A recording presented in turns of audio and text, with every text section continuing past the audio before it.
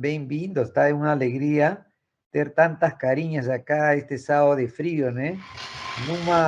Num tempo contemporâneo onde a ufologia está, digamos assim, em um momento quente, né? Um momento de bastante público tem interesse, né? E até desde os governos tem interesse, não? Então, temos uma programação bem rica, não tenho dúvida que vocês vão gostar, tá bom? Começamos com Fabi, tá? E o super contactado, né? Ela nos vai contar melhor. À vontade, Fabi. Pode falar um pouquinho de você, Fabi, para que as pessoas te conheçam, por gentileza. Obrigada, Roberto. Obrigada, doutor Júlio. Boa tarde a todos e a todas. Meu nome é Fabiana. O som tá ok aí, Roberto? Que hoje tudo aconteceu aqui também. Mas quero agradecer a oportunidade. Eu faço parte da academia, da Laço, e também de um grupo de Ufologia Integral Brasil, no qual já faço parte, fui uma das idealizadoras, né, e também já faço parte há uns 6 anos. Aqui da academia eu já perdi a conta, né, e é com muito prazer que eu vou apresentar um dos contatados estudados aqui na academia, pela pesquisadora Rose Castro, né, já foi apresentado por ela, foi considerado um caso autêntico dentro da metodologia da academia, que depois eu vou falar um pouquinho também. E é isso, hoje eu vou focar um pouquinho mais, como eu já apresentei ele, a Rose já falou, eu já apresentei o Ricardo Gonzalez em 2 apresentações, hoje eu vou focar um pouco das mensagens dos extraterrestres, né, que no caso são os apunianos, que ele contata, o que traz de novidade nessas últimas comunicações que ele tem aparecido aí a público. Então, o foco será mesmo as mensagens com relação ao futuro. É isso. Então, hoje o tema, né, da minha apresentação são as mensagens dos extraterrestres quanto ao futuro da Terra pelo supercontatado Ricardo Gonzalez. Esse termo supercontatado eu gostaria de esclarecer. Vou pedir para o Roberto mudar a tela.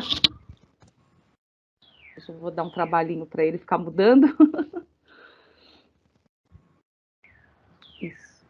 Perfeito. Quando a gente fala esse termo supercontatado, é importante a gente esclarecer para quem não está na academia, né, e não conhece esse termo, existe uma metodologia, né, que o Dr. Júlio Navarro criou, né, aqui na academia, que são os estudos de contatos imediatos de 5º grau, onde a gente aplica 12 critérios para chegar numa pontuação e verificar se esse suposto contatado teria alta probabilidade, né, de ser autêntico, né, aí seria tecnicamente autêntico, ou baixa probabilidade ou nenhuma probabilidade, né. O Ricardo Gonzalez foi um dos contatados, né, de uma das pessoas que foi estudada pela Rose Castro, que bateu praticamente quase todos os itens de critérios. São 12 critérios, ele bateu 11. Então, entre nós na academia, a gente chama com o termo de supercontatado, né, mais para definir mesmo essa questão de ele ter batido todos os critérios, né. Esses critérios são critérios subjetivos e objetivos. Né? Só para vocês saberem, ele só não bateu o critério de um critério objetivo, que foi os sinais do corpo. Na verdade, como ele é um contatado, ele não passou por nenhuma abdução, né? Então ele não tem nenhum sinal no corpo, mas os outros critérios, como consistência, coerência, testemunhas, né, do evento, do fenômeno ufológico ele teve, né? Os outros todos ele bateu. Então a gente chama nesse termo, né, supercontatado, só para esclarecer esse título. Pode passar. E aí eu aproveitei, né, eu não lembro do acervo todo da Laço, mas tem vários contatados que já foram estudados, né, provavelmente outros também bateram, né, nesses critérios, mas eu coloquei aqui o General Shoa, que também, por coincidência, a gente chama de supercontatado dentro dos contatos, né, estudados aqui na Laço, porque também bateu praticamente 11 critérios, 11 itens, tá? Pode passar. Então, eu vou fazer uma breve apresentação do Ricardo Gonzalez, porque o foco mesmo hoje nem é tanto focar nos eventos, né, na biografia, porque eu já falei várias vezes, talvez algumas pessoas não conheçam, mas eu acredito que a maioria conhece, né? O foco serão mesmo o que ele traz de mensagem desses apunianos com relação aí a esses momentos, né, do futuro da Terra. Então, falando um pouquinho do Ricardo, né? Ele tem as informações muito abertas na internet, tem um site, expõe muito francamente, né, quem ele é, né? E no site ele já coloca, né, que ele é uma pessoa que ele não se considera, ele não fala que ele é contatado, ele é uma testemunha, né? Ele coloca como testemunha. Então, ele é uma renomada testemunha de encontros imediatos, né? Ele é músico, pesquisador, escritor peruano, autor de 20 livros, eu creio que são mais de 20 livros, sobre o fenômeno UFO. Ele tem uma frase que ele fala que o fenômeno ele não é assunto de crença, e sim de informação. Então, ele tem esse lado de pesquisador, né? Além de evidenciar o fenômeno, né? De ser um contatado autêntico, de estar como testemunha, ele também se coloca como pesquisador. Já tem alguém com o microfone ligado aí. Pode passar. Oi? Não sei se alguém conseguir fechar aí o microfone, eu agradeço. Eu vou pedir ajuda de alguém da academia, porque A eu Patrícia, não consigo acessar. Perfeito, a Patrícia já mutou aí. Gratidão. Bom, vou falar brevemente um pouco dele, né? Ele tem 48 anos, peruano, reside na Argentina. A vivência do fenômeno UFO ocorreu desde a primeira infância. Ele fala que em torno de 5 a 7 anos ele já tinha avistamentos no Peru. Ele teve seu primeiro contato telepático com um extraterrestre aos 18 anos, né, na adolescência, seguido de um avistamento. Ele participou de grupos de contato programado no Peru, chamado Missão Rama. Esses contatos programados, ele foi para vários locais da Terra, vários locais considerados locais de poder, como o deserto de Chilca, Monte Shasta, Talampaya e outros.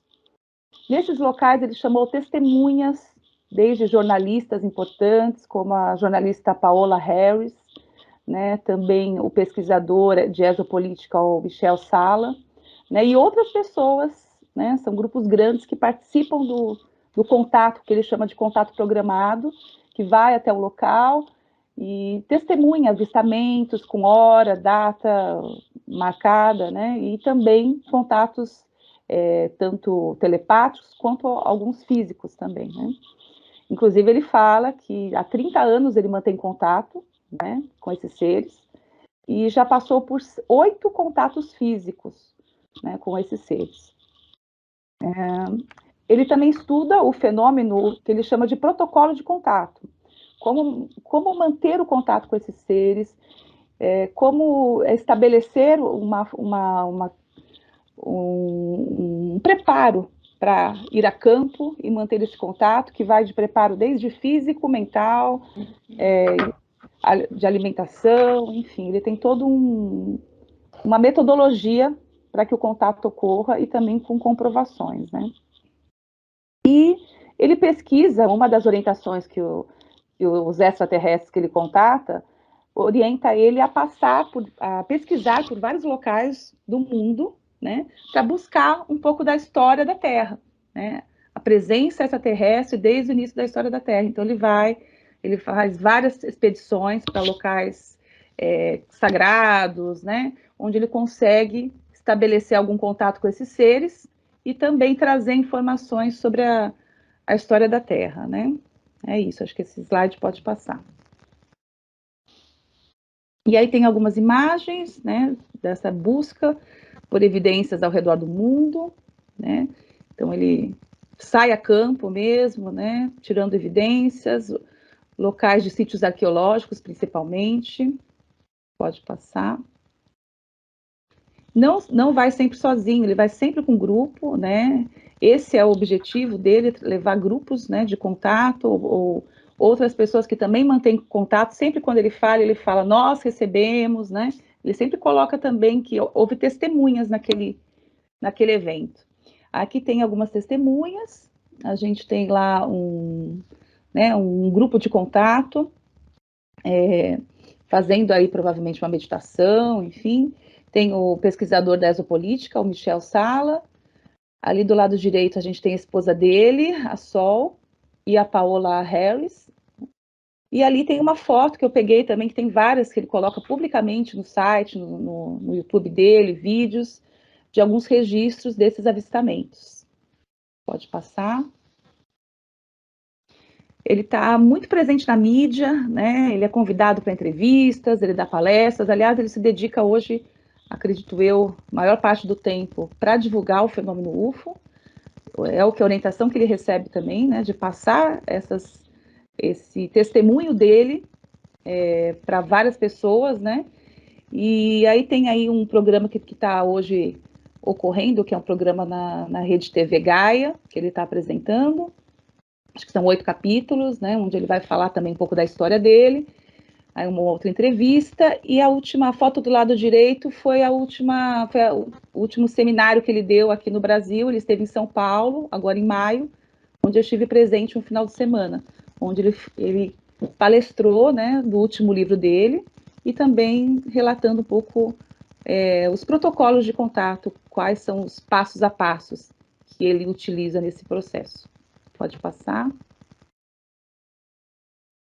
Eu vou passar rapidamente aí. Como eu disse, são mais de 20 publicações, né?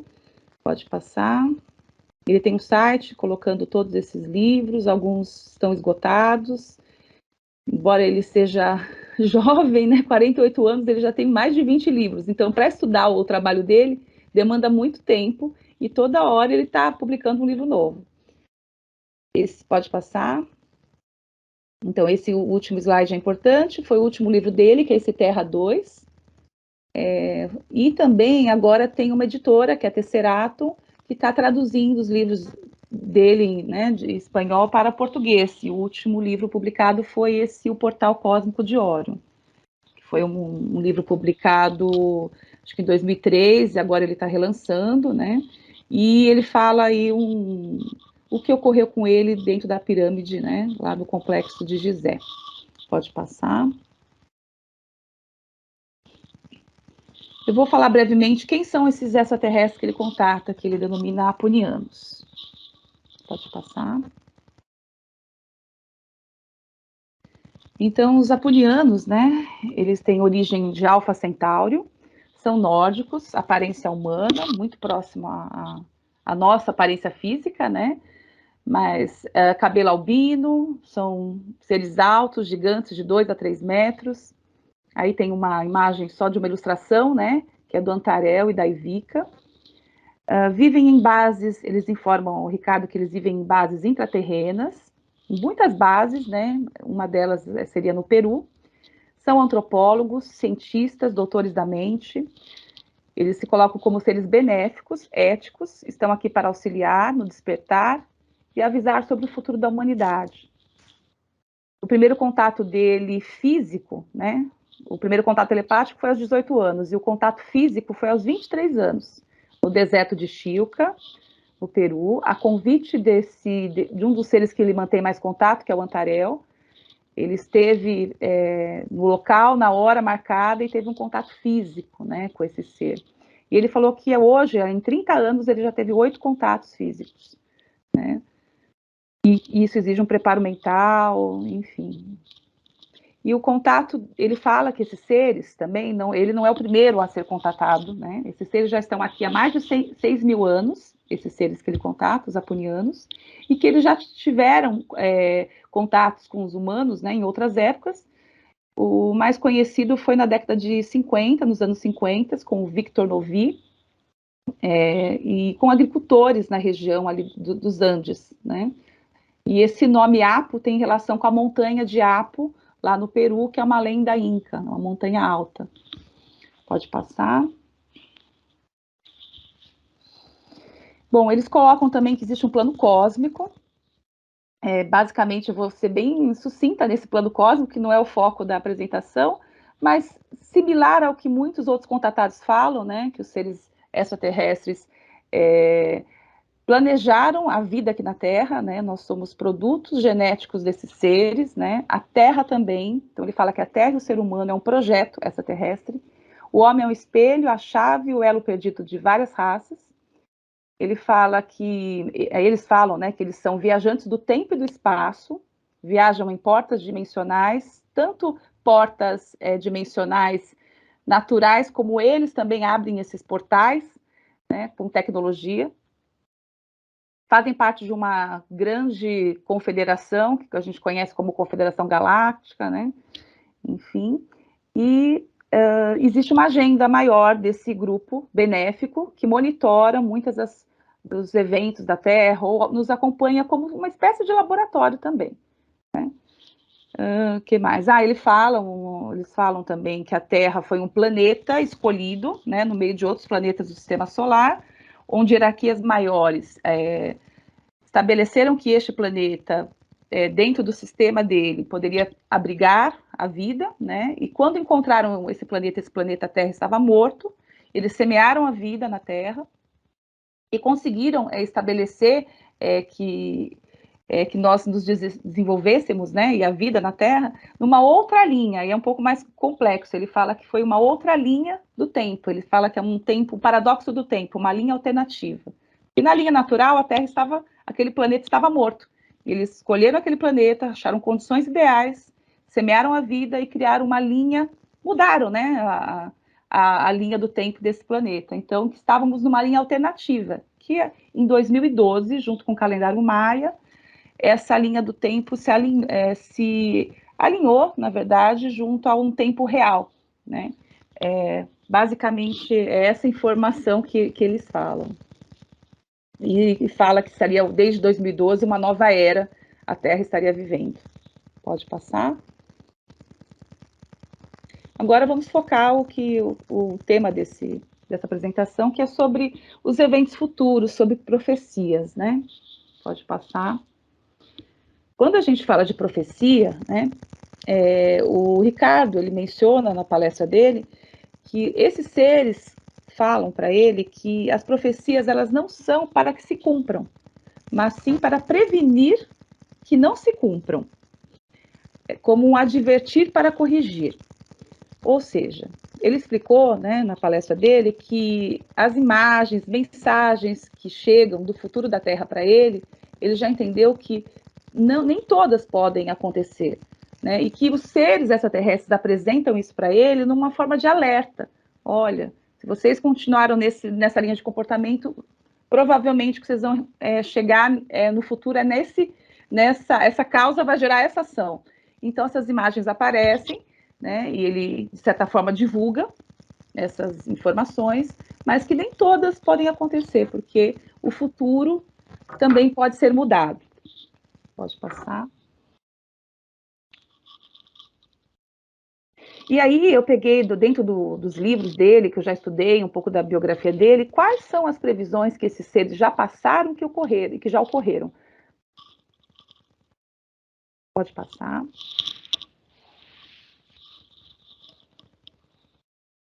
Então, a primeira que eu localizei foi o evento que ocorreu em 11 de setembro de 2001. Pode passar. Esses seres apunianos avisaram para o Ricardo no mesmo ano, né? Então, o que aconteceu? 11 de setembro de 2001, a gente sabe que teve o atentado e a queda das Torres Gêmeas nos Estados Unidos.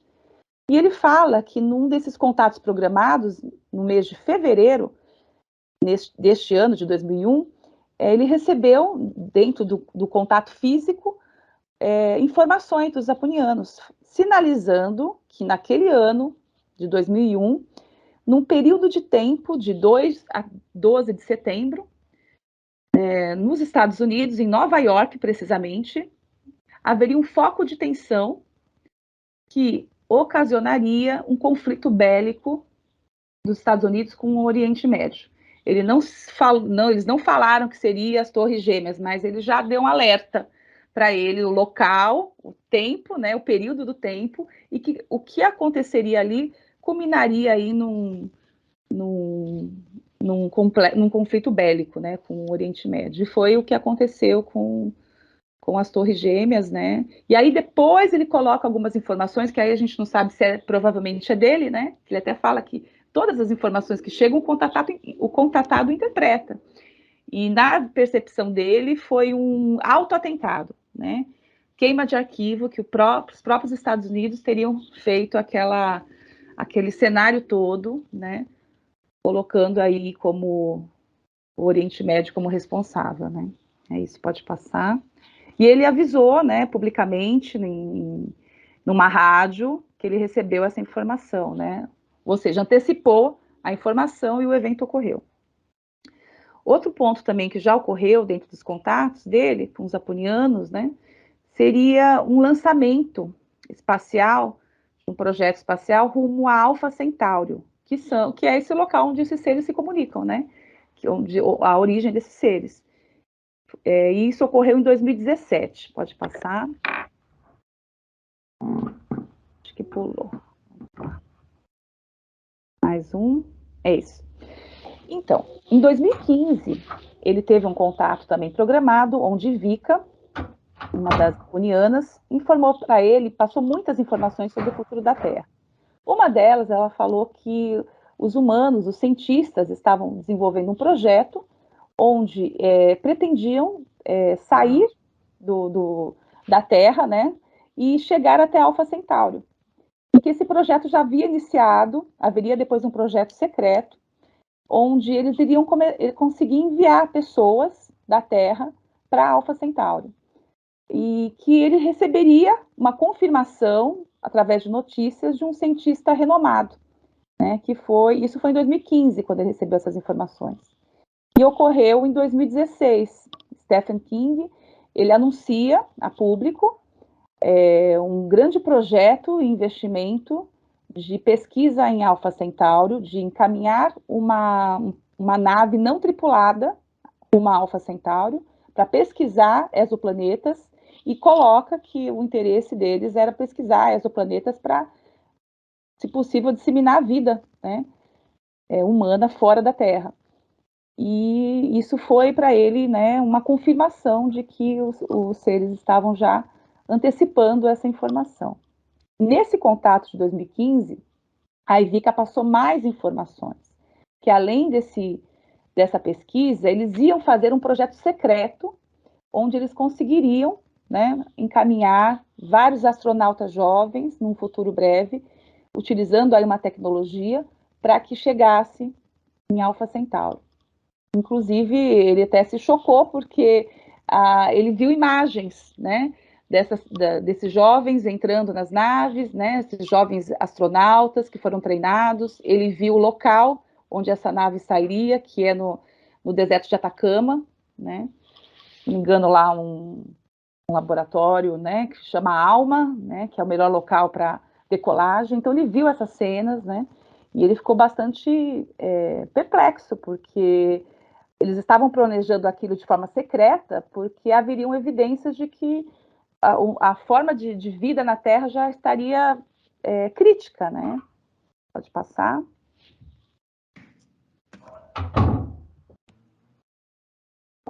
Então, esse livro, Arca, ele relata esse projeto secreto, né? Que, aliás, esse projeto se chamaria Arca mesmo. Ele detalha informações que os apunianos passaram do futuro, né, desse projeto secreto, que seriam 400 astronautas, uma viagem para Alpha Centauri, e que muitos dos extraterrestres que estão lá em Alpha Centauri são descendentes desse projeto. Então, parece assim um filme de ficção científica, né? E o lançamento sairia do deserto de Atacama. Pode passar. E qual o futuro agora da Terra pelos apunianos, né? As últimas mensagens que ele passou. Pode passar. Eu peguei duas entrevistas dele, né?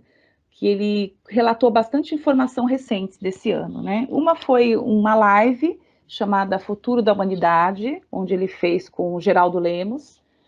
Geraldo Lemos, ele conviveu com o Chico Xavier, e ele é um dos que trata esse assunto das previsões de Chico Xavier com relação ao futuro da Terra, né, e tudo que ele vivenciou com o Chico Xavier. Então, foi uma live interessante, promovida pela Tesserato, onde os dois falam um pouco das previsões, ele contando do Chico Xavier, do futuro, e ele falando dos apunianos.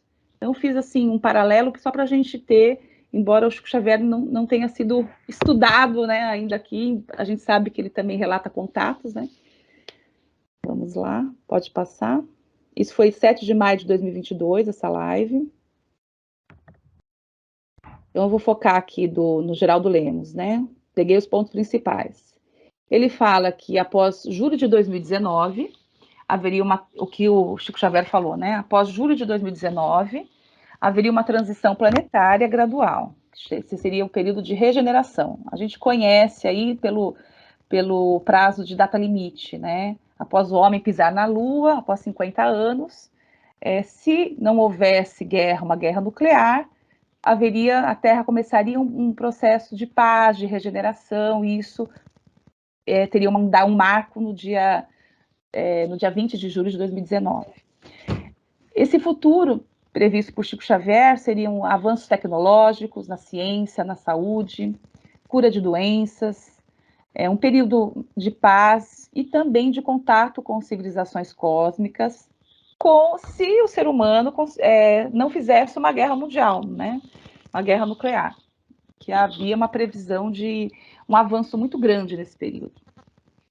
E aí o Geraldo conta também que aí há o outro ponto também que Chico Xavier fala, que até 2057 poderia ocorrer um evento catastrófico que atingiria o hemisfério norte do planeta, e nesse evento, provavelmente cósmico, né, enfim, poderia ser um meteoro, ele atingiria o hemisfério norte da Terra e ficaria apenas 1/3 da população mundial. E aí ele relata, né, que isso foi falado também nesse livro, Brasil, Coração e Pátria do Evangelho. Ele relata que, ficando 1/3 da população, a maioria ficaria concentrada na América do Sul, África do Sul e Austrália, e receberia a população vinda de outros continentes, né? E o Brasil seria dividido em 5 partes, né? Então, isso o Chico Xavier passou não só para ele, como outros espíritas. Pode passar. E aí o Ricardo Gonzalez fala o que os apulianos falou, né, com relação ao futuro.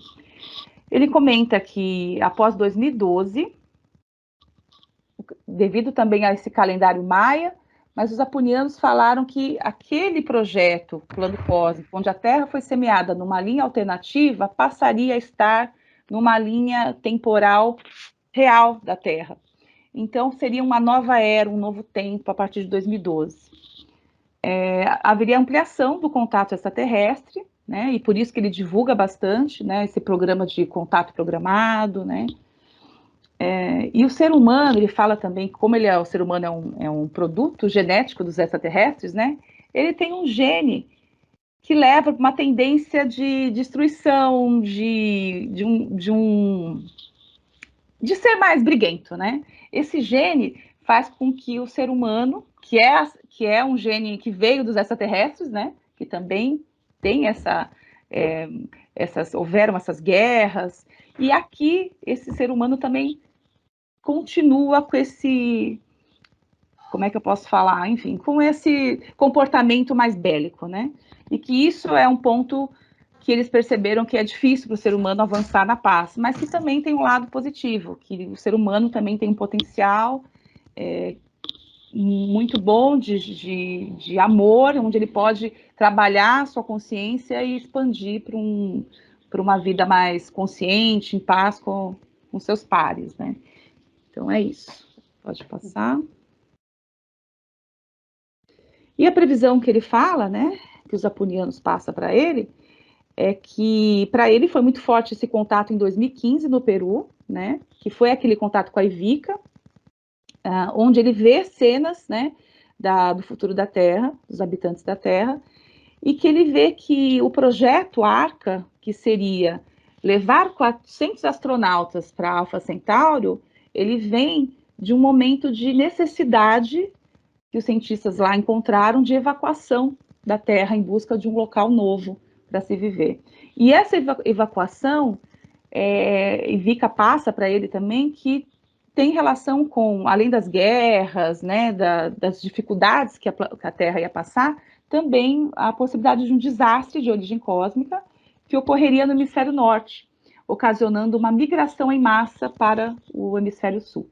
Então, essa informação, ele passa nesse livro do Ricardo Gonzalez, que é o Extraterrestres de Apo, do planeta Apo. Ele coloca no apêndice, no finalzinho, né, que há uma forte evidência que aconteça isso, né? E bate muito com as informações de Chico Xavier, né? Eles discutem isso na live. Pode passar. Esses dois livros eu acho importante para quem quiser estudar um pouco onde estão essas informações, ele fala abertamente, embora eu perceba que o Ricardo, ele se segura um pouquinho, vai soltando aos poucos nas lives, né? Porque tem muitos contatados que estão muito nessa vibe de nova terra, né? Que tudo maravilhoso, tudo luz, e a gente percebe que o Ricardo, ele recebeu informações não tão positivas quanto ao futuro, né? Mas ele sempre finaliza que há uma esperança, né? Então, nesse livro, Arca, é um dos livros importantes, onde ele vai falar do evento que aconteceu com ele em 2015, do contato com Ivica, onde ele vê as cenas, né, dos astronautas entrando lá na nave, rumo a Alpha Centauri, ele vê guerras, ele vê pessoas andando na rua, né, ele cita, né, que um momento muito crítico da Terra, né. Aí tem uma imagem do Laboratório Alma, em Atacama. E o último livro dele, que é esse Terra 2, que ele dá continuidade nesse livro do Arca. O que acontece depois que os humanos vão para Alpha Centauri? Chegando lá, ele relata nesse livro que há uma espécie de colonização de um exoplaneta e seria como se fosse uma Terra 2. Ou seja, os seres de Alpha Centauri têm uma ligação com a humanidade devido a esse projeto que estaria acontecendo já em nível secreto entre os cientistas e culmina de, num futuro breve, ser executado. Então, ele abre o jogo aí, escancara nesses dois livros. Pode passar. E aí, o último episódio que eu gostaria de relatar, que é o evento que ele fez aqui em São Paulo, que foi dia 14 e 15 de maio de 2022. O evento chamado Contato Extraterrestre, onde ele divulga o livro dele em português, que é o Portal de Orion, não sei se vai dar para ver, que é esse livro aqui, que é um livro específico de vivências que ele teve no Egito, tá? Mas esse livro aqui, ele foca mais a questão do passado da Terra, né? Então, eu não vou falar desse livro, eu só vou falar o que ele trouxe nesse evento sobre o futuro da Terra, que é o objetivo dessa palestra. Pode passar. Ele recebe algumas perguntas no seminário, né? Foram 2 dias de seminário aqui em São Paulo. O primeiro dia ele falou mais sobre o livro, né? O contato que ele teve, o plano cósmico, enfim, como ele recebeu essas informações. Mas as pessoas fazem perguntas sobre o futuro da Terra, né? Que é o que todo mundo, no fundo, acaba querendo saber também. E perguntaram se haveria um reset no mundo. O que seria reset? É como se fosse apertar o botãozinho e começar do zero, né? Uma nova programação, né? Você poderia até ter um fim, né, da humanidade, né? E ele tranquiliza, ele fala que não, mesmo ele recebendo as informações que haveria a possibilidade de um asteroide no hemisfério norte, né? Ele recebeu essas informações. Ele fala que os extraterrestres de Apo, né, os aponianos, falam que as previsões, elas mudam conforme a mudança do humano. E que o pior que teria que acontecer já aconteceu numa outra linha do tempo da Terra. Ou seja, em outra linha do tempo alternativo, a Terra já teve o colapso com esse meteoro, né? Ele fala isso. Que essa linha do tempo onde a gente está, há a probabilidade de ser uma linha do tempo que não ocorra esse reset, essa destruição em massa aí de 2/3 do planeta, enfim. E isso ele já recebeu a confirmação, né, mais do extraterrestre Antarel. O que ele falou? Que o que ele recebeu, ele falou para a gente lá, que daqui 5 anos, em 2027, os aponianos falaram que passaremos pelo ápice das dificuldades. Ele não abriu muito o que é esse ápice de dificuldade, se é eventos da natureza, se são eventos econômicos, né, enfim, mas seriam momentos decisivos para a humanidade em 2027, né, mas que ele não vê a possibilidade desse meteoro, desse reset, mas que são momentos que a gente vai passar um grande teste. E ele fala também das previsões, que muitos contatados passam previsões, recebem mensagens sobre o futuro, mas ele reafirmou que o futuro ele pode mudar conforme as causas que estão acontecendo agora geram novas ações Então, nada é definido, que o que eles recebem não pode ser taxado como vai acontecer, né? Embora eles são... O papel deles é anunciar, é alertar, né? E que muitos contratados, ele deu o exemplo de 2012, muitos contratados em 2012 falaram que após o calendário Maia íamos entrar na 4D, que todos nós estaríamos, né? Seria um novo momento, né? Ou também o que Chico Xavier falou, as pessoas interpretaram que depois de 2019 estaríamos numa nova era, né? O contato extraterrestre, né, abriria mais, e a gente vê muito essa fala, né, de vários contratados, e ele parece ser mais cético e muito mais, eu senti ele mais, assim, digamos assim, mais pessimista com relação ao futuro da Terra, só que não abrindo tanto o jogo nesse sentido, né, e que ele falou também que os contratados, a gente tem que analisar que tem as crenças, né, tem as interpretações deles, e muitos percebem que erraram, mas não assumem, né, essa mensagem que na verdade pode até ter recebido, mas que não concluiu, né, não aconteceu. O exemplo foi o calendário Maia. Pode passar. Não sei como a gente está de tempo, mas já está indo para os finais aí. Pode ficar tranquila, Fabiana. Hoje são 2 apresentações só. Beleza. E aí aquela pergunta que não quer calar, né? E aí, os extraterrestres interferem nos eventos da Terra? Né? Essa pergunta, ela é muito recorrente, nós também, né? Se nós entendemos que a Terra é um projeto deles, estamos ali num laboratório, há um monitoramento, até que ponto há uma interferência, né? Pode passar. Eu vou falar de acordo com o Ricardo, né? Aqui a questão das guerras, né? Que é o que a gente está vivendo hoje na Ucrânia, doenças, fome, né? Pandemia. Até que ponto esses seres interferem nessas situações que a gente vivencia? Pode passar.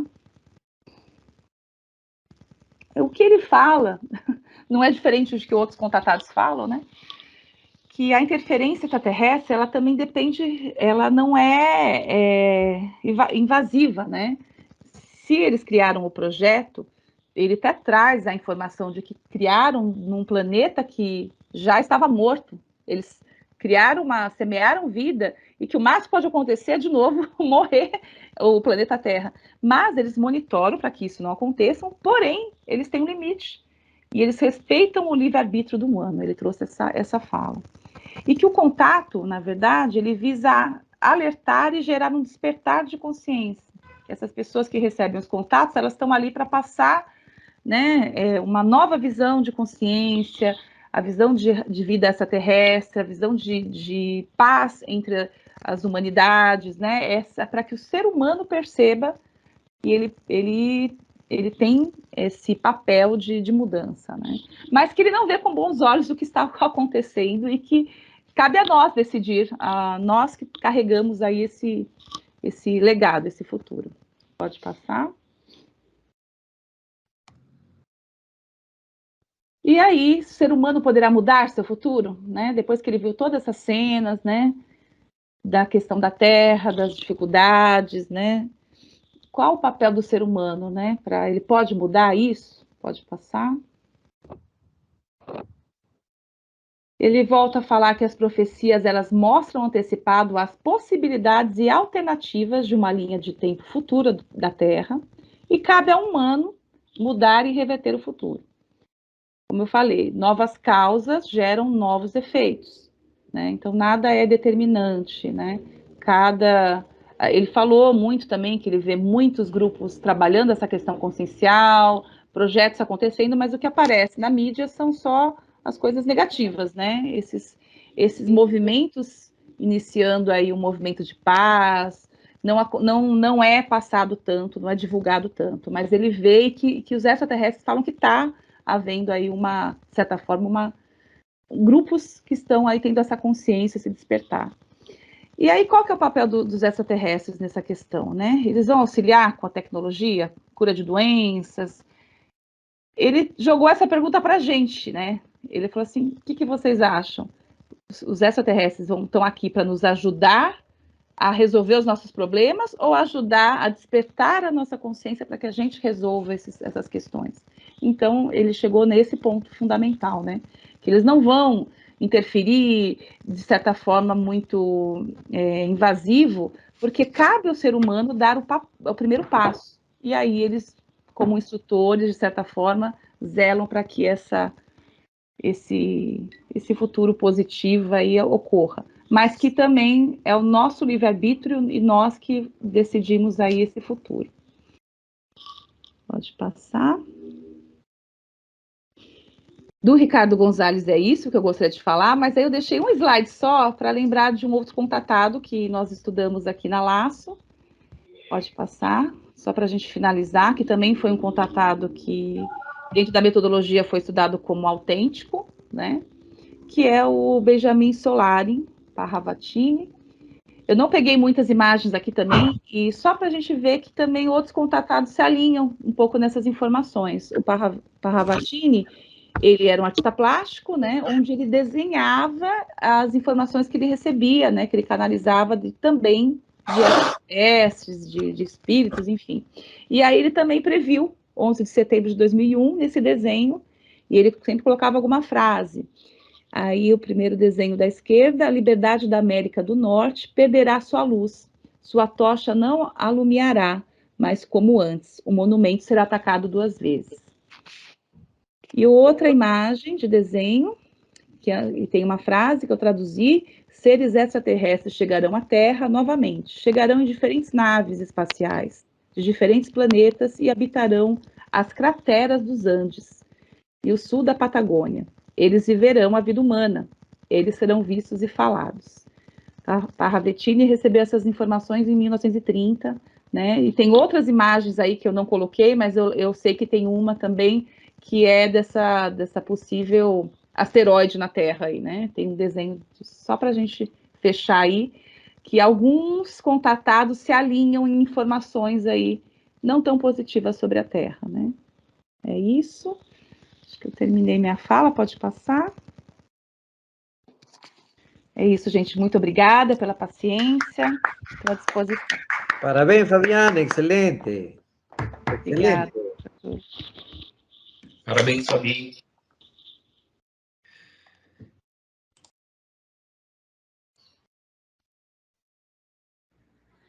Parabéns, Fabiana.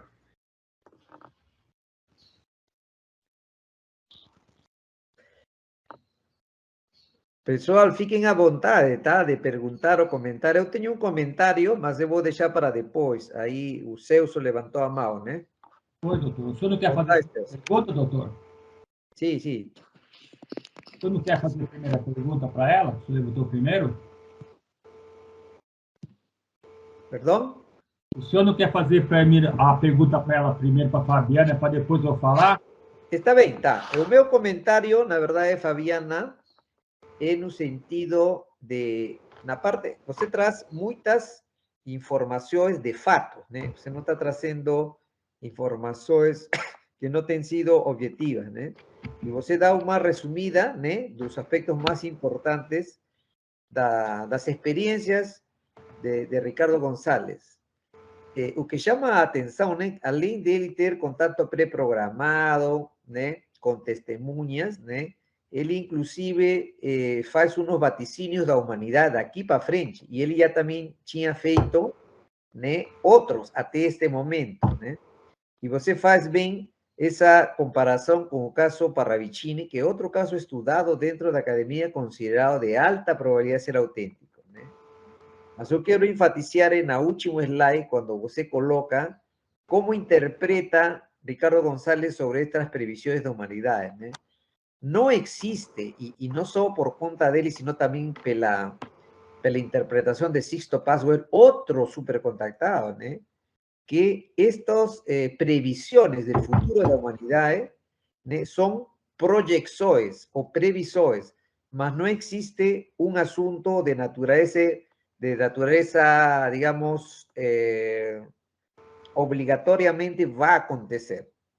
Es casi como si fuese una previsión do clima-tempo de amanhã, que faz con aparelhos, con satélites, con especialistas, ¿né? Y puede ser prever con un alto grado de exactidad o cómo va a ser el clima mañana. Então, no caso, em geral, incluye Ricardo González, incluye Sixto Paz, né? As previsões que se faz do futuro da humanidade não seria algo que de todas maneiras vai acontecer, mas sim uma questão de se o mundo caminhar com todas essas variáveis que está acontecendo agora, né, com essas dificuldades, desafios, né, o mais provável, no sentido de muito provável, seja aquelas provisórias acontecerem, entendeu? Por esse motivo, né, se explica que muitas predicciones de contactados auténticos se cumplieron, o sea, porque nada mudó, permaneció a sociedad con eso y aconteceron eso, ¿eh? Mas eso no tira o fato, digamos así, que a sociedade ainda tem a última palavra, né? Tá bom? Espero que tenha ficado claro a ideia que queria passar. À vontade, pessoal. Perfeito. Obrigada, doutor Júlio. Posso fazer a pergunta para ela já, São Pedro? Pode, Celso, fica à vontade. Boa tarde. Depois tem o Marcos também, deixa eu ver quem mais levantou. Boa tarde a todos. Fabiana, parabéns pela apresentação, muito interessante esse material. Eu concordo com algumas coisas que o Ricardo falou, das previsões dele, que em algum momento dessas previsões realmente possa acontecer, mas tudo depende do nosso livre-arbítrio, eu acredito nisso. Mas a minha pergunta, não sei se você vai poder responder nessa pesquisa, eu fiquei numa dúvida, porque você falou do projeto secreto que foram para Alpha Centauri, que ele fala que é um projeto secreto que foram de 400 astronautas. Alpha Centauri está a 4,3 anos-luz da Terra. Por que eu estou falando para vocês isso? Porque eu estou desenvolvendo uma pesquisa, que futuramente pretendo apresentar, e envolve essa parte de você sair da Terra. E, segundo eu tenho pesquisado junto à NASA, ainda nós não temos tecnologia para esse tipo de viagem, entendeu? Então, a minha pergunta é se você conseguiu identificar alguma informação nesse sentido, se nós já temos essa tecnologia para ir a um lugar tão distante que está a mais ou menos 43 trilhões de quilômetros da Terra, mais ou menos, entendeu? Perfeito, excelente pergunta, Celso. Foi no alvo.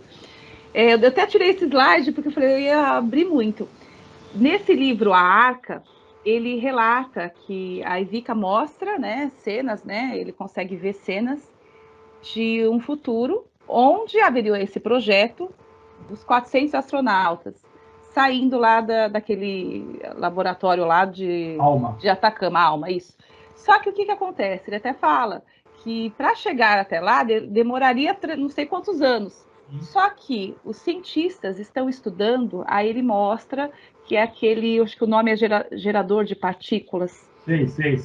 Que está na Suíça. Isso, exatamente. Os apunianos informam para ele uma tecnologia que é o MINUS, que é uma tecnologia de um átomo, né? Onde eles utilizam essa tecnologia justamente para fazer essas viagens a longas distâncias, como se abrissem portais dimensionais e que essas ativações, né, desses átomos, desse mínio, que é a menor partícula de vida, eles conseguem controlar e eles sabem usar com certa, como é que é a palavra? Com sabedoria, né? E que o medo deles é que esse gerador de partículas o ser humano consiga desenvolver, porque aí vai ser a tecnologia que eles vão utilizar lá no deserto de Atacama para conseguir, de certa forma, levar, provavelmente abrir um portal, não sei como seria isso, mas levar esses astronautas de uma forma mais rápida, né? Então, eles estão, assim, falaram que isso na nossa mão não seria produtivo, né? Então, eles citam essa tecnologia.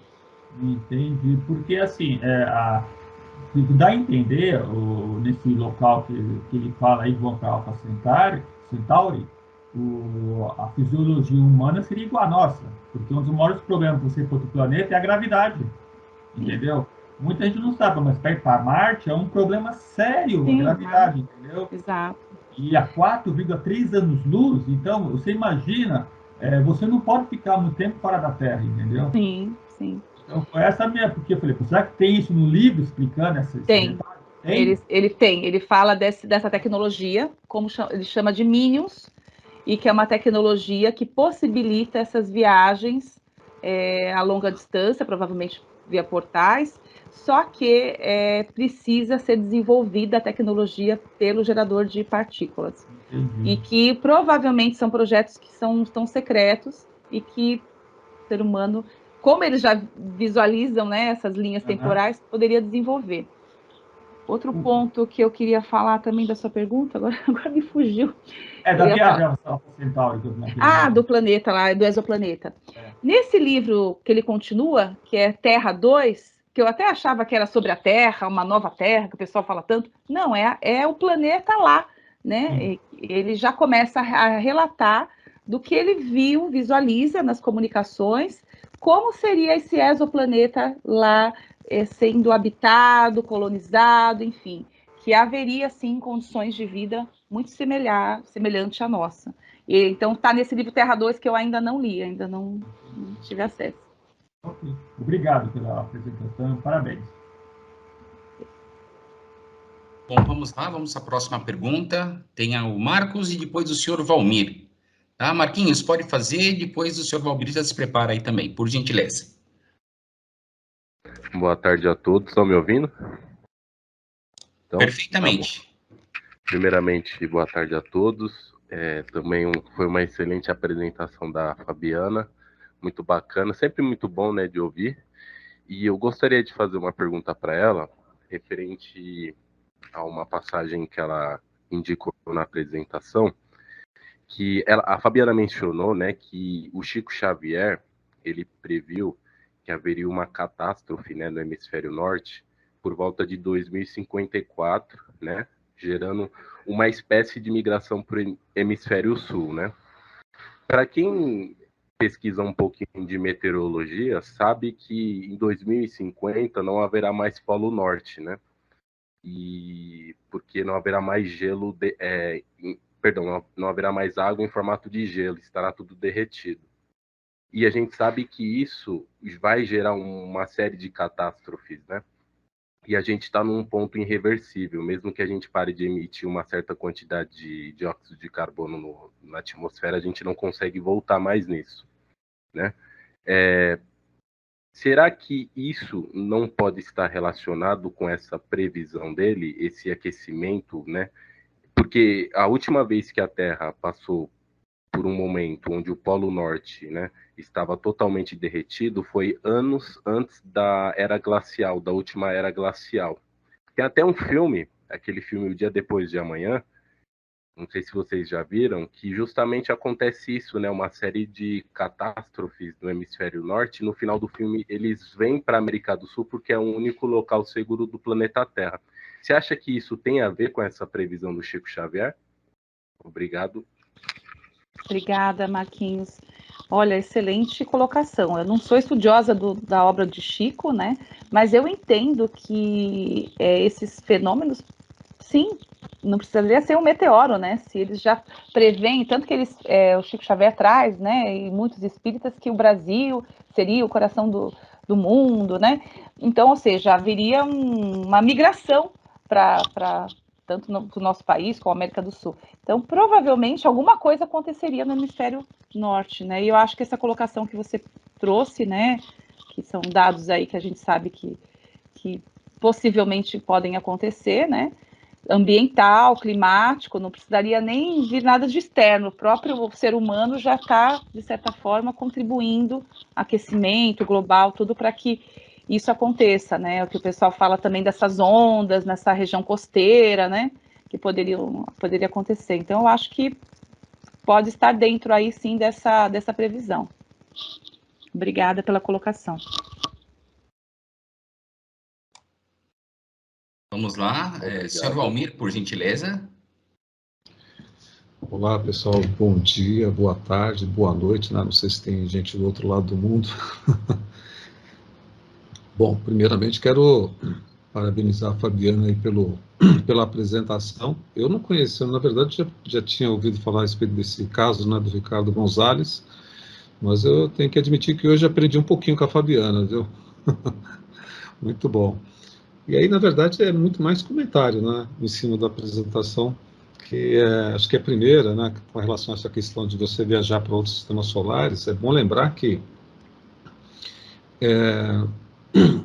os americanos, né, quando você pensa naqueles projetos ultra secretos, vamos falar da Área 51, que eu sempre falo a respeito da Área 51, faz parte das minhas apresentações, do caso do Bob Lazar também, de que os americanos já há tempos dominam, né, essa tecnologia que é de dobra espacial, né? Então vamos pegar agora, por exemplo, Elon Musk está financiando um grupo para trabalhar em cima do Alcubierre Drive, daquele cientista, daquele físico mexicano que desenvolveu, que não, pera lá, se a gente não pode, se a lei da física diz que a velocidade máxima é a velocidade da luz, em vez de eu viajar no espaço, por que o espaço não pode passar por mim? Porque essa é a teoria hoje.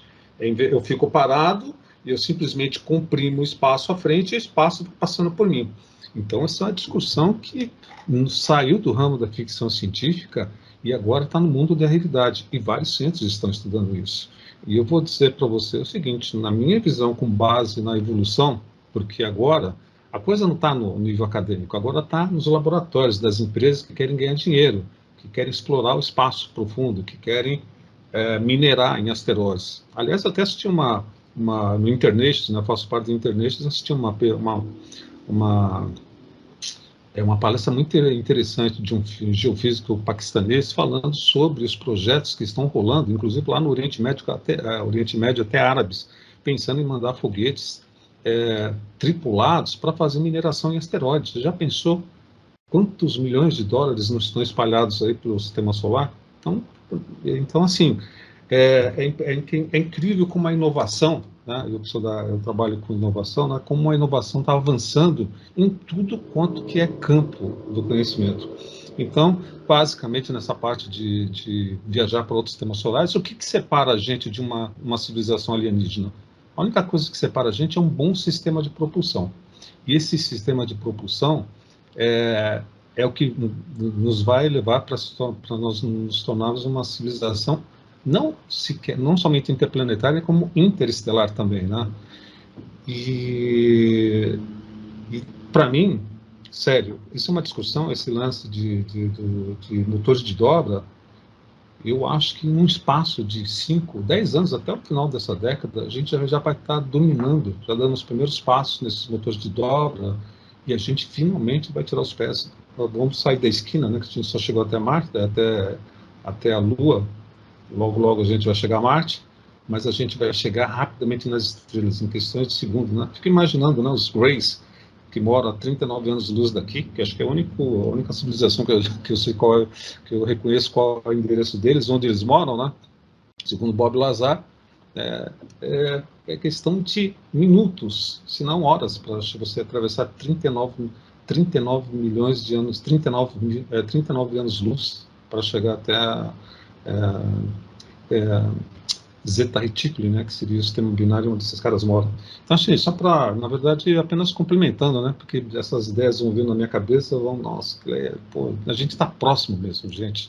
Eu me lembro, eu sou da MUFON, né, sou membro da MUFON, e eu me lembro do Jan Harzan, acho que o Maldonado estava comigo em 2018, no 22º Congresso, que o Jan Harzan esteve lá, fui tirar foto com ele, né, falei, poxa, eu faço parte da MUFON. Ele foi lá para falar sobre isso, que os americanos já dominavam a tecnologia de dobra espacial, que os americanos já haviam descoberto qual que era a tecnologia dos alienígenas para poder viajar entre as estrelas, que era a tecnologia de dobra.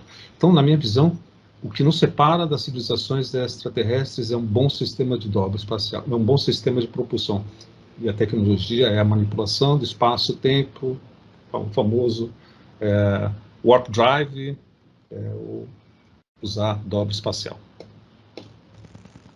Muito obrigada, Valmir. Excelente colocação. Eu acredito também que o ser humano está avançando cada vez mais em termos de tecnologia.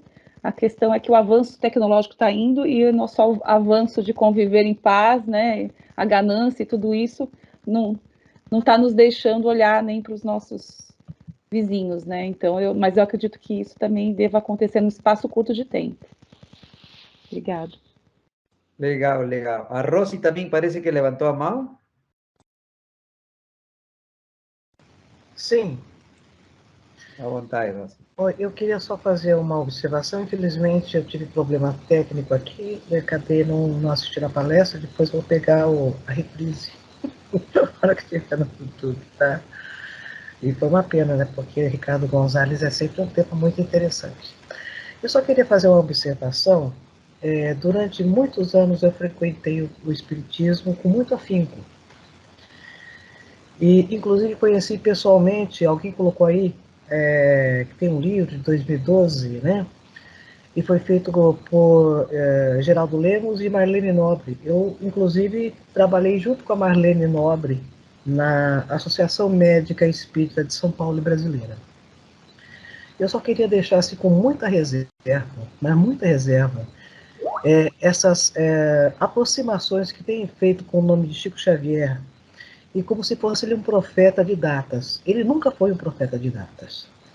O grande parceiro dele não é Geraldo Lemos, o grande parceiro de Chico Xavier é Divaldo Pereira Franco, e Divaldo Pereira Franco fala textualmente, olha, eu tenho muito respeito por Geraldo Lemos, muito, e eu gosto inclusive muito de Geraldo Lemos, mas, palavras de Divaldo, vejo com muita reserva esse tom profético, essas datas que durante toda uma vida eu convivi com o Chico Xavier e não vi ele me passar isso. Eu não estou dizendo que não seja verdade. Eu só estou avisando a todos que não tem assim, uma profundidade do espiritismo, uma vivência, para usar com uma certa cautela. Isso vem com essa coisa de data limite 2019. Eu vi, acompanhei, até revi algumas coisas do Pinga Fogo. Então, de fato, ele tem todo um discurso que você chega à conclusão de que a humanidade, nesse período de 2019, estaria assim, quase que numa encruzilhada. Se comportasse de uma maneira, encaminharia sua decisão para um lado, enfim, né? Então, existe um fundamento. Mas tudo que tem sido dito sobre profecias e data limite da boca de Xavier tem vindo de Geraldo Lemos. É só isso que eu queria observar e que vocês pensaram sobre isso. Excelente, Rosy. Permítame, me están ouvindo aí, né? Bom. ¿Están me ouvindo aí? Sim, Sim. né? Então, Sim. excelente, Rosy, tua observação deste cuidado, né? Sem dúvida, né? Até uma coisa é Chico Xavier, que já foi apresentado dentro da nossa reuniões, né? E considerado que Chico Xavier é um caso que bem poderia se candidatar como um suposto contactado com extraterrestres e até tudo tem para ganhar como um caso autêntico. Isso já foi apresentado, né? Mas essa associação com outras pessoas que dizem falar por ele, né? Isso, na verdade, empíricamente, o que se está vendo, está bem fraco essa associação verdadeira com Chico Xavier. O que eu queria deixar, Fabiana, não sei se você também percebeu, na última programa que você até linkou para o grupo, quando Ricardo González comenta sobre a guerra de Ucrânia em um programa de mês de maio, no mês passado, justamente ele comenta que na guerra de Ucrânia existia esse risco de uma hecatombe, mas que os extraterrestres não fariam, digamos, não impediriam, o último, se a humanidade, né, vai ser, não impediria isso. É uma questão dos humanos, né? O que chama a atenção é que, na verdade, em nosso documento do Fórum da Guerra de Ucrânia, que foi em março, ou seja, 2 meses antes deste ano, nós colocamos nesse manifesto que atualmente já está registrado, né, algunos pontos sobre la guerra de Ucrania, ¿no? Y uno de esos puntos justamente es que acreditamos como una hipótesis fuerte de trabajo en que embora extraterrestres estén presentes en el contemporáneo y até possam mexer algunos pausinhos, ¿no? O destino final de una guerra nuclear no va a ser impedida o bloqueada, no sería impedida o bloqueada por él, ¿no? Pues llama atención, Fabiana, es que o que falou, né, de certa maneira, o que falou Ricardo González, das informações que recebeu sobre a guerra, justamente, de certa maneira, meio que comprova as hipóteses de trabalho que foi feito, que foi escrito e colocado antes, né? Você viu essa parte, não é, Fabiana? Sim, sim. E na fala dele também, no seminário, ele também coloca isso muito claro, que não haveria mais nenhum tipo de intervenção caso o ser humano optasse mesmo por uma guerra. Ele deixa bem claro de uma forma, agora é com a gente. Então eu concordo com essa visão aí. A muito similar. Tem essa informação de parte deles e nós chegamos por cálculo, não sei, em função de todo do contactismo, né, autêntico, né, como que é o padrão, né? não fazemos uma hipótese de trabalho forte e ele confirma, né? Isso eu acho muito interessante, na verdade. Verdade. É. Obrigada, doutor. É isso. Temos mais uma pergunta, eu vou fazer para estar finalizando com o senhor Maldonado. Já vou preparando as coisas com a Undina. E, doutor, depois, na hora que terminar a questão, temos bastante visitantes aqui hoje, né? A gente vamos abrir um tempinho para que eles falem um pouquinho antes da nossa próxima reunião, tá ok? Esta é uma casa onde estão bem-vindas todas as pessoas que têm interesse em ufologia, né? Então, é excelente, sim. Perfeito. Maldonado, tá na escuta, meu amigo? A palavra é sua. Só preciso saber se estou sendo ouvido. Fica tranquilo, está tudo certo, Maldonado. Okay. Seja bem-vindo. Bom, boa tarde a todos. É um prazer estar participando de vocês, revendo os amigos aí de outrora, né? Alguns até localizados fora do país.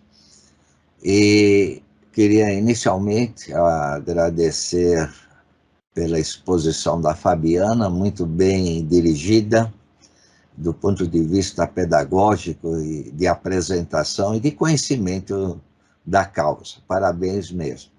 Eu só queria acrescentar, né, porque as visões, todo mundo acha que vem de algo que vem de fora, então relaciona com meteoro. Mas nós temos também questões de vulcões, né, que de certa maneira, pode colocar em risco todo o planeta, se isso tivesse uma evolução ou algo em conjunto, né? Que poderia, as ondas poderiam atravessar aí o oceano todo, né?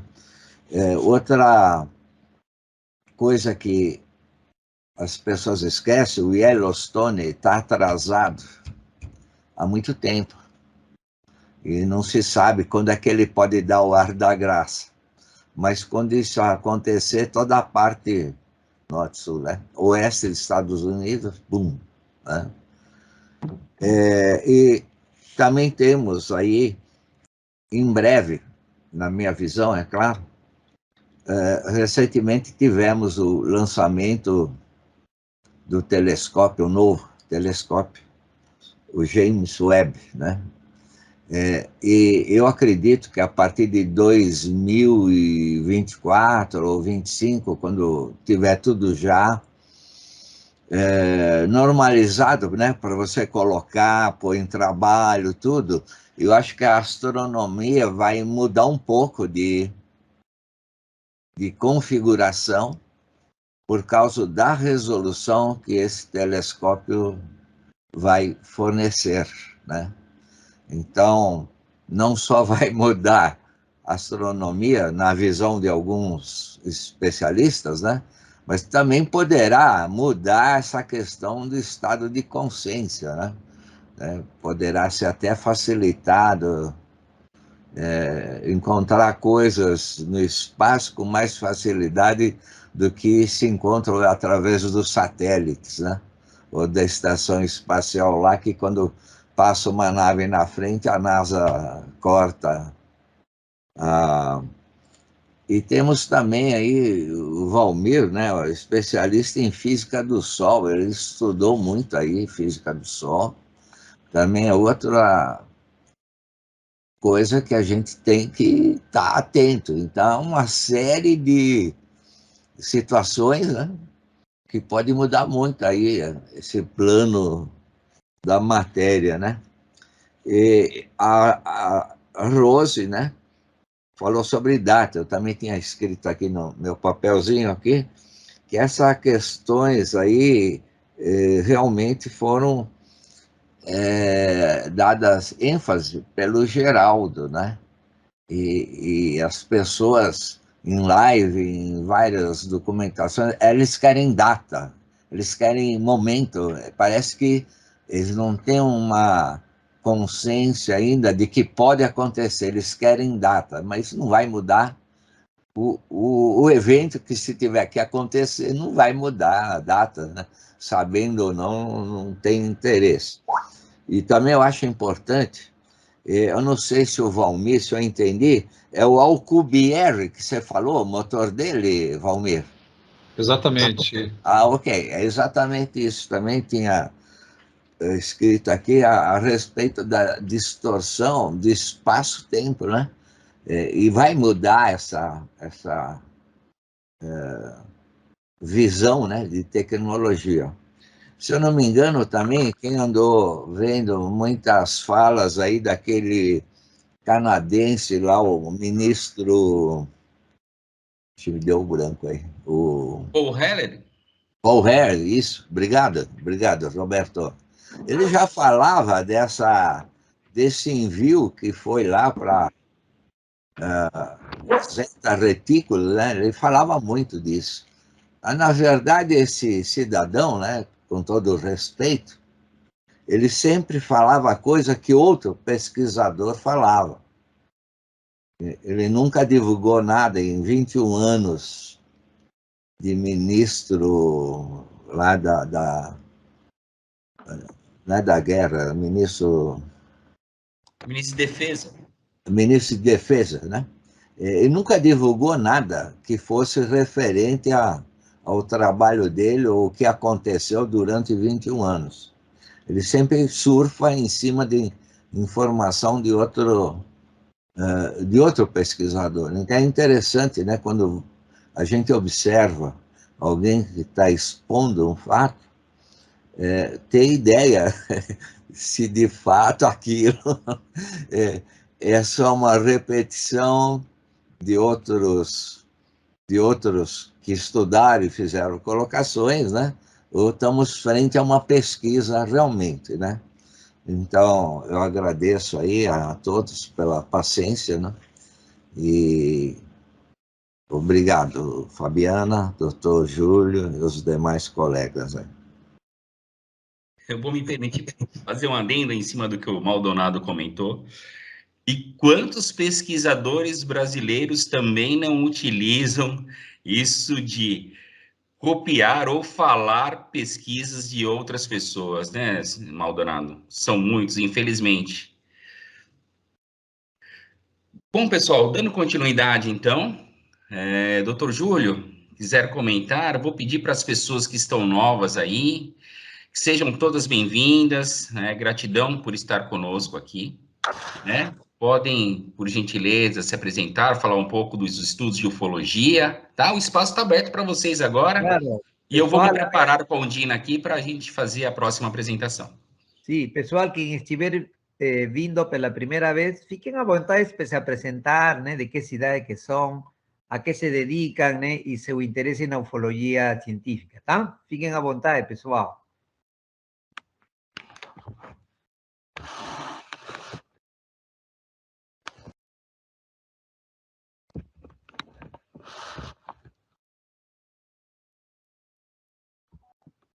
No grupo tem um amigo meu, Valdomiro, né? Ele é um advogado, delegado da Polícia Federal, né?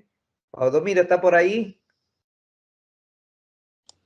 Pode abrir o microfone, quem tiver com dificuldade, na parte central da tela, na parte inferior, vai ter ali o microfone, clique, abra e podem se expressar aí, por gentileza.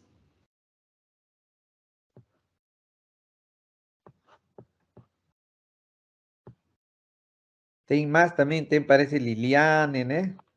A ver, pessoal.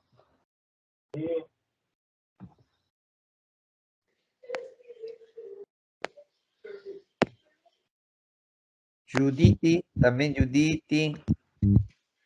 Oi, pessoal, estão me ouvindo? Estava tentando destravar o microfone. Ah, tranquilo, estamos sim, fica à vontade. Eu sou a Judite, eu tenho 22 anos.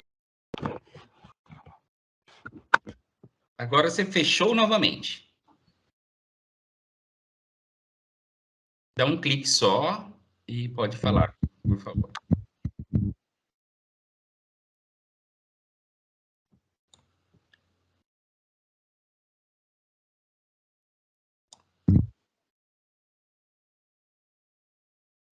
Vamos ver se não vai bugar de novo.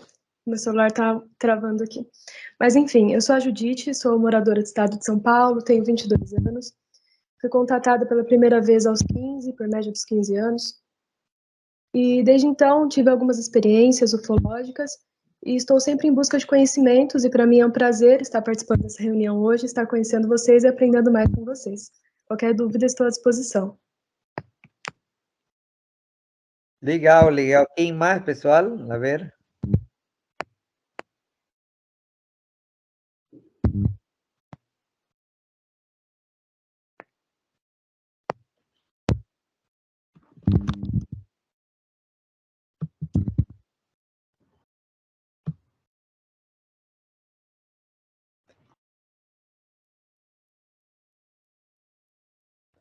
Renata Orsi, Taina Yacen, estão aí tá na sala? Sim, estou na sala. Quer comentar um pouquinho, Renata? Eu sei que eu acho que você não é a primeira vez que está na reunião, mas eu acho que não se apresentou a outra vez anterior, não foi? Eu acho que eu me apresentei da primeira vez. Hoje já é a terceira vez que eu participo com vocês. E então vou falar um pouquinho de mim, né? Eu sou a Renata, eu sou do Rio de Janeiro. E conheci o grupo através de um...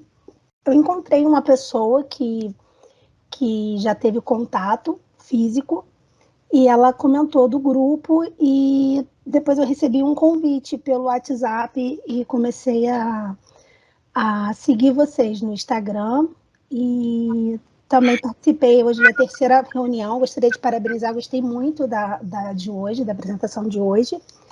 Eu me interesso pelo tema porque eu faço contato telepático tem 2 anos, mais ou menos, e o grupo ele tem aberto informações, me traz esclarecimentos de algumas coisas que eu vejo e não entendo ainda de fato o que são.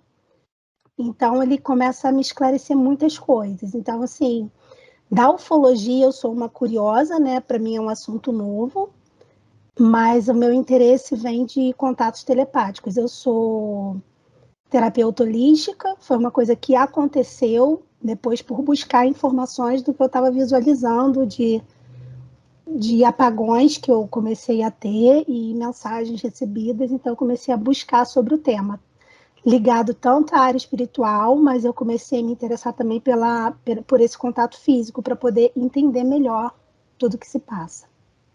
Legal, legal, Renata. Te comento uma ideia que sempre a gente coloca, que a academia é um grupo de estudo e pesquisa, né, que objetiva investigar uma série de fenômenos principalmente supostos contactados, né, com seres extraterrestres.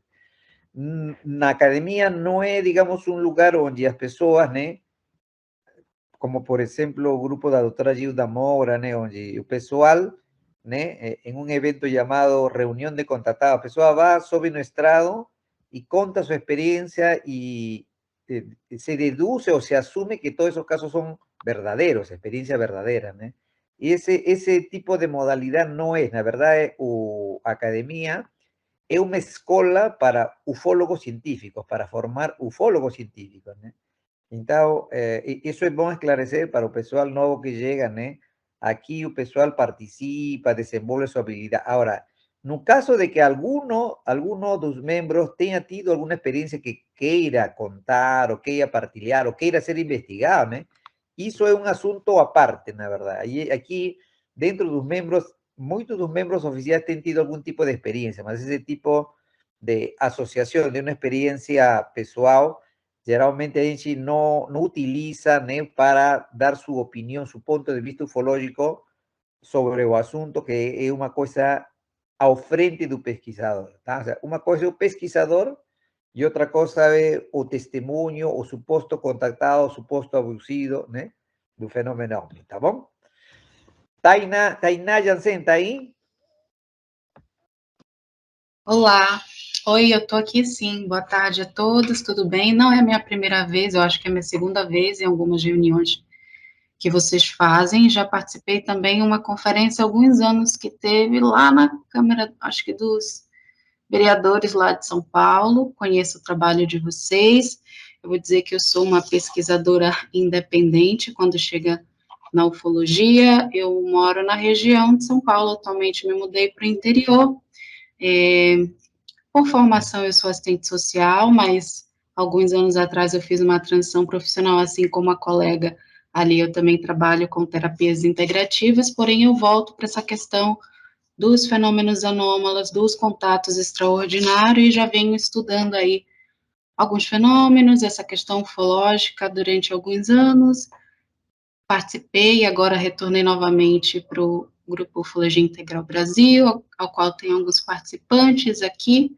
Também já participei e participo, às vezes, de alguns grupos de contatados que você citou aí, como o da doutora Gilda, participei por uma formação com ela também, e acredito que seja isso, né? Eu gosto dessa parte científica porque eu sou um pouco mais racional, e apesar de acreditar nessa parte espiritual, eu acredito que às vezes é cabível um discernimento sobre as coisas também, né? Porque nem tudo é passível de ser um contato ou não. Então, vou dizer que eu gosto desses assuntos, participo, já estou participando de algumas lives que vocês estão fazendo, né? Algumas conferências, assim que eu posso dizer, não sei como se chama aqui o encontro que vocês fazem, porque é uma área que me interessa, e eu venho estudando aí de forma independente durante alguns anos já.